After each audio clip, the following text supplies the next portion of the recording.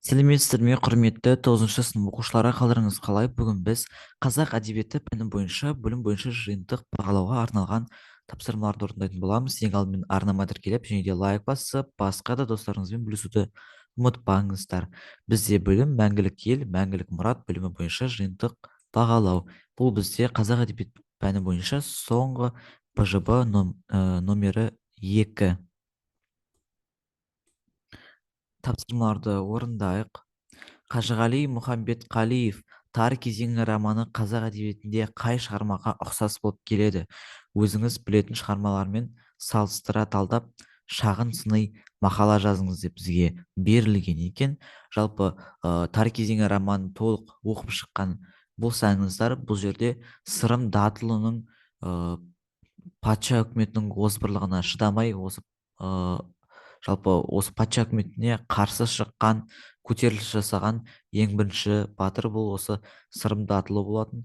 Осы Сырым Датұлы қазақтардың жалпы 17-ші ғасырлардағы шұрайлы жерлерін қайтару мақсатында дәл осындай көтеріліс жасаған болатын. Мінекей, жалпы осы тар кезеңі романында толық осы жайында айтылады. Енді салыстыр деп келген екен. Мен өзім жалпы осы жерге сыни мақала жазған болатынмын. Жалпы Қажығали Мұхамбетқалиевтің тар кезең романы жайында және де Уоллес жайында осы жерге толықтай эссе жазып кеткен болатынмын. Енді сіздерге оқып кететін болсам,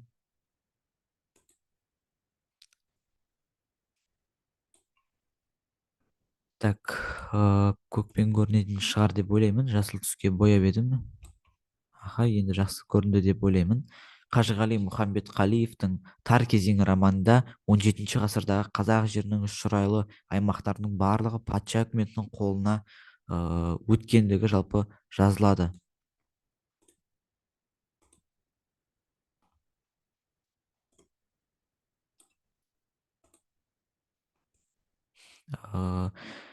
Патша үкіметінің қолына өткендігі жазылады. Қазақтардың өте қиын өмір сүргені, жайылымдық жерлерінен айырылғаны жайында жазылған. Патша үкіметінің озбырлығына шыдай алмаған Сырым Датұлы халықты жиі жинап көтеріліске шақырады. Осыған ұқсас шығармаларда өте көп. Мысалы, Уэллес пен Сырым Батыр тарихи оқиға әлеуметтік жағынан да, тіпті қаза болу жағынан да өте ұқсас келеді. Салыстырсақ, Уильям Уэллес ауқатты дворяндар әулетінен, Сырым Датұлы би болған дәулетті ұрпақтан. Уильям Уэллес рыцарь болған, қолынан қару алып, халықты майданға бастаған. Сырым Датұлы шешендігінен бөлек батыр болған. Уильям Уэллес батырлығымен қоса асқан шешен болған. Ақын соқыр Гарри өзінің поэмасында оны халықты майданға бастап апарар кезде асқан шешен етіп суреттейді. Жоғарыда айтып өткеніміздей, Сырым Датұлы да қызыл тілге дес бермеген шешен етіп суреттейді. Жоғарыда айтып өткеніміздей, Сырым Датұлы да қызыл тілге дес бермеген шешен әрі көсем болған. Уильям Уэллес патшаға қарсы шыққан үшін сатқындардың кесірінен ұсталып өлтірілген. Ал Сырым Датұлы Хиуа хандығының орыс патшалығына сатылуының жалпы кесірінен у беріп өлтірген.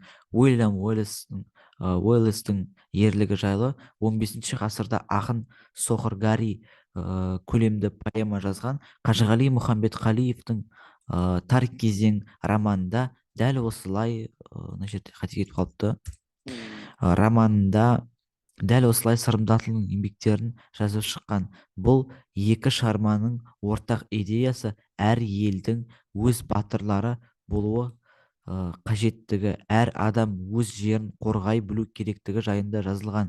Менің өз сыни пікірім, әр адам өз елі үшін қызмет етіп, өз отанын қорғай білуі тиіс деп ойлаймын. Қорытынды: бұл екі шығармада да екі батырдың ерліктері жайында жазылған. Бізге ата бабаларымыз аманат етіп қалдырған жерлерді жалпы қорғап сақтауымыз керек. Жерді қорғап сақтауымыз керек.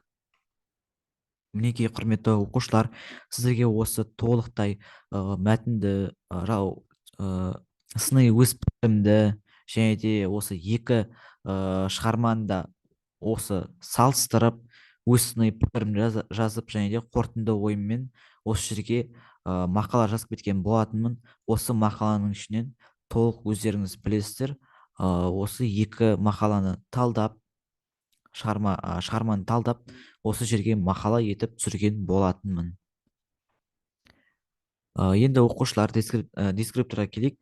Дескриптор бойынша да дәл осылай шығарманы қазақ әдебиетіндегі мазмұнды шығармамен салыстырады деді. Біз салыстырған болатынбыз. Ортақ идеясын көрсеттік, тақырыпты аштық, құрылымын сақтадық, сыни өзіміздің пікірімізді жаздық және де қорытынды ой жасадық. Мінекей, осының барлығы бізде 7 балл. Міне осы біз 7 балдың толықтай 7 балын жинап отырмыз. Енді осы еңбегімді бағалап, арнама тіркеліп, және де лайк басып, басқа да достарыңызбен бөлісуді ұмытпаңыздар. Алдағы уақытта дәл осындай БЖБ тапсырмалар сіздерге уақытылы түрде жиі шығарылып отыратын болады. Бүгінге осы, сау болыңыздар.